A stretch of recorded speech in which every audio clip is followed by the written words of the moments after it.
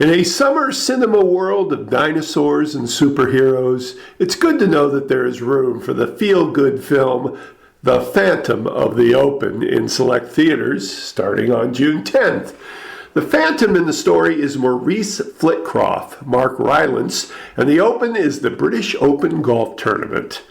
In 1976, through a twist of fate that only could happen in the groovy 1970s, Flitcroft, a crane operator for a factory, was able to slip through the bureaucracy of golf and enter the British Open, shooting a record-setting high score of 121 for 18 holes in the qualifying round. Despite his horrible golf, he became a folk hero to the Brits, the world, and most importantly, his sons and wife, Jean, Sally Hawkins. What is nostalgic, of course, is that the 1970s is just happening in the background, but it's also the impetus for the anything could happen era before the digital age. Maurice's sons were truly disco dancer competitors, for example.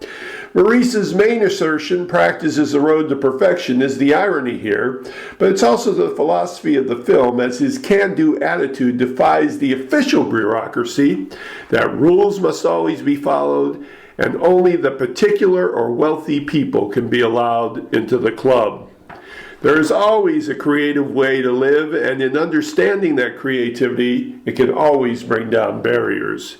Mark Rylance, who was also excellent earlier in the year in The Outfit, scores in a naturalistic portrayal as Maurice, understanding his motives not through a showy or loud performance, but in creating the understatement of a man who feels a dream and does something about it. Director Craig Roberts frames the film as a fantasy based on truth, in the sense that Maurice has flights of fancy that may have happened, but highly unlikely, but somehow still fits. And isn't that what feeling good about something, the reality and the fantasy, is all about? The Phantom of the Open, 4 out of 5 in select theaters. See local listings.